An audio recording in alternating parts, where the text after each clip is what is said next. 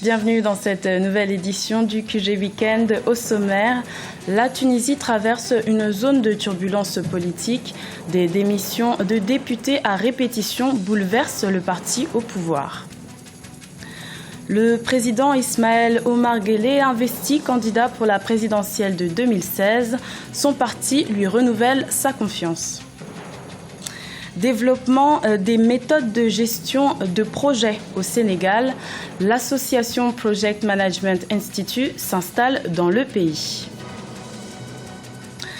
Mais tout d'abord, la Cour constitutionnelle du Niger a validé 15 candidatures pour l'élection présidentielle de février 2016. Ce samedi 9 janvier, l'opposant Hama Amadou fait partie des candidats déclarés éligibles. L'ancien président de l'Assemblée nationale est écroué depuis près de 2 mois pour un trafic présumé de bébés. Sur la totalité des dossiers présentés à la Cour constitutionnelle, un seul a été invalidé. Dans l'actualité également, bouleversement politique en Tunisie. Ce vendredi 8 janvier, 12 députés du parti Nidatounès ont démissionné pour créer un nouveau bloc parlementaire. Ces démissions pourraient permettre au parti islamique Ennahda de devenir la principale formation politique représentée au Parlement, une situation qui pourrait handicaper le gouvernement dans l'adoption de lois. Diaran Jai. Le premier parti politique de Tunisie est aujourd'hui en pleine crise, miné par une lutte de clans et une guerre de succession. Créé en 2012 afin de soutenir la candidature du président Béji Caïd Essebsi, le parti Nidatounès est pour l'heure bercé par des divergences croissantes. Depuis la prise de fonction du chef de l'État tunisien au palais de Carthage le 31 décembre 2014, 2 clans s'opposent au sein de la formation. Le parti au pouvoir a perdu son poids au Parlement après la démission de 17 députés du bloc parlementaire du mouvement ce vendredi 8 janvier. Les députés démissionnaires devraient former un nouveau bloc parlementaire, modifiant ainsi l'échiquier politique tunisien. D'un côté, on a les élus du parti qui pensent qu'une alliance avec Ennahda est indispensable pour renforcer son assise électorale et renforcer justement sa confiance auprès de la population. Et de l'autre, vous avez ceux qui défendent une autre ligne politique, qui pensent que la coalition avec le parti islamiste Ennahda est indispensable et parmi eux font partie le fils du président, Caïd Essebsi, Hafez Essebsi. Vous avez l'ancien secrétaire général du parti, Mohsen Mahzouk, qui était justement contre cette coalition-là, contre cette alliance avec Ennahda et qui a décidé de démissionner.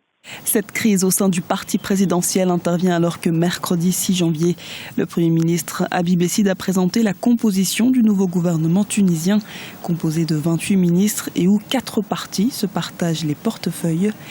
Il s'agit du premier remaniement gouvernemental depuis que le président Béji Caïd Essebsi a été investi. Ces tractations arrivent à un moment délicat.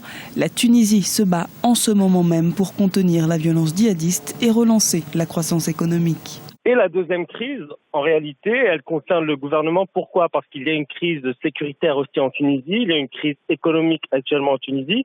Et donc, le gouvernement qui n'arrive pas à apporter les réponses nécessaires à ces domaines-là, a dû procéder justement à un remaniement. C'était inévitable. La Tunisie a été secouée par plusieurs attentats et notamment le ministère de l'Intérieur a été remanié.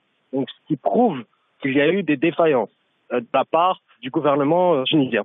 Pendant que Nidatounès continue de se déchirer, les urgences sont légion avec un taux de chômage national de 15,3%, une inflation à 4,9% sur les 11 premiers mois de 2015 et une économie fragilisée par le terrorisme. Au Bénin, les candidats à l'élection présidentielle du 28 février 2016 sont invités à déposer leur dossier de candidature du 9 au 12 janvier. Christian Enoch Lanidé, ancien ministre des Sports, a été le premier à déposer son dossier. Rappelons que l'actuel chef d'État, Thomas Boniyayi, au pouvoir depuis 10 ans, ne peut se représenter conformément à la constitution du pays. Je vous le disais en titre, à Djibouti, le parti au pouvoir a tenu une convention ce vendredi 8 janvier. Lors de cette réunion, l'Union pour la majorité présidentielle a investi le candidat qui représentera le parti à la présidentielle d'avril 2016. Et c'est sans surprise que l'actuel président Ismaël Omar Guelleh a été désigné par les membres de la coalition qui soutient son action. Miser sur la continuité est apparemment le choix de cette coalition. Plus de précisions dans ce reportage d'Olive Adjakotan, envoyée spéciale à Djibouti. Le président djiboutien Ismaël Omar Guelleh investit officiellement candidat de l'Union pour la majorité présidentielle. Cette coalition de 5 partis politiques a porté son choix sur l'actuel président du pays ce 8 janvier 2016 à Djibouti, devant 15 000 partisans du pouvoir, selon les organisateurs. Ismaël Omar Guelleh, 68 ans, est donc en course pour briguer un 4e mandat présidentiel lors du scrutin du 8 avril 2016. C'est une autre candidature qui s'ouvre. Je veux être le candidat de tous ceux qui croient en leur pays, en son potentiel. Je veux être le candidat de tous ceux qui sont convaincus que par leur travail, leurs efforts, ils font la différence pour leur pays, leur famille. Je veux être le candidat de tous ceux qui agissent, de tous ceux qui veulent d'une politique efficace. Ismaël Omar Guelleh est au pouvoir depuis 1999. Selon ses partisans, il a contribué significativement au développement du pays en 17 ans de règne. Il s'agit surtout de la construction des infrastructures et de la promotion du genre. Je le dirais que de s'améliorer de plus en plus, que notre pays soit hiérarchique, qui fait plus de construction, plus de plein de choses, et en plus que les femmes soient un peu plus ressorties que les hommes. Il ne faut pas négliger les femmes. J'aimerais bien à ce que le président puisse parvenir à mettre lutter contre le chômage, parce que ce mandat, comme on le penserait un mandat de jeunes, le président, comme il a promis, peut-être qu'il va parvenir à satisfaire les besoins des jeunes djiboutiens. L'opposition djiboutienne a également formé une coalition dénommée Union pour le salut national. Elle pose certains préalables comme la mise en place d'une commission électorale équitable avant la prochaine présidentielle. Dans le reste de l'actualité, les casques bleus congolais qui opèrent au sein de la MINUSCA, la mission de l'ONU en Centrafrique, ne serait pas assez performant. C'est ce qu'a annoncé le porte-parole des Nations Unies ce vendredi 8 janvier. C'est plus de 900 soldats et policiers congolais seront donc retirés et pas remplacés. Rappelons que la MINUSCA aide notamment le gouvernement à préparer et sécuriser la série d'élections pour assurer la transition politique dans le pays. Le Project Management Institute s'installe au Sénégal. Cette association professionnelle à but non lucratif propose des méthodes de gestion de projets. L'organisme est implanté dans près de 125 pays. Il compte depuis ce vendredi 8 janvier le Sénégal dans ses rangs. Une cérémonie de lancement a été organisée pour l'occasion. Un sujet de Chérif Osman Bardunka.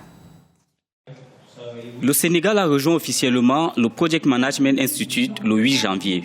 Les chefs d'entreprise et gestionnaires de projets ont adhéré à cette communauté de près de 3 millions de professionnels à travers le monde. Le PMI, Project Management Institute, a pour objectif le renforcement et la reconnaissance des standards en termes de gestion de projet, le développement de la recherche et l'avancement des communautés de gestion et de pratique de projet. Plusieurs facteurs ont facilité la création de la représentation sénégalaise. Aujourd'hui, il y a une forte communauté de gestionnaires de projets au Sénégal. Vous avez 8161 personnes qui travaillent dans la gestion de projets avec 138 membres du PMI. Et donc, il était important, vu également le nombre de certifiés du PMI qu'on a au Sénégal, 158, il était important qu'il y ait un chapitre du PMI au Sénégal. La représentation du Sénégal permettra de mettre en place une communauté de professionnels et sympathisants de la gestion de projet. C'est également une occasion pour les sociétés sénégalaises d'accroître leur visibilité et faire entendre la voix du Sénégal dans le Conseil des Nations. Elles pourront compter sur l'expérience de People Input, une agence digitale spécialisée dans le domaine de la conception des sites web, la conception d'applications et le développement des services à valeur ajoutée sur le mobile en Afrique francophone. People Input est l'une des entreprises pionnières du PMI Sénégal. Elle a obtenu l'une de ces certifications en 2014. Aujourd'hui, un exemple, une entreprise qui n'était pas capable de participer de gagner des appels d'offres pourra facilement gagner des appels d'offres de projets complexes parce qu'il a au sein de son entreprise des membres qui sont certifiés et qui sont capables justement de prouver à ces personnes qui ont des besoins, qui sont capables de gérer des projets complexes et voilà, qui partagent ces standards internationaux qui sont reconnus à travers le monde. Le Project Management Institute attribue plusieurs certifications, dont la plus célèbre est le PMP, Project Management Professional. Elle est reconnue à travers le monde et valide les compétences d'un chef d'entreprise à gérer tout type de projet à travers des standards internationaux. C'était le journal de la rédaction. Merci de l'avoir suivi. Retrouvez dans quelques instants une nouvelle édition de l'information sur Africa 24.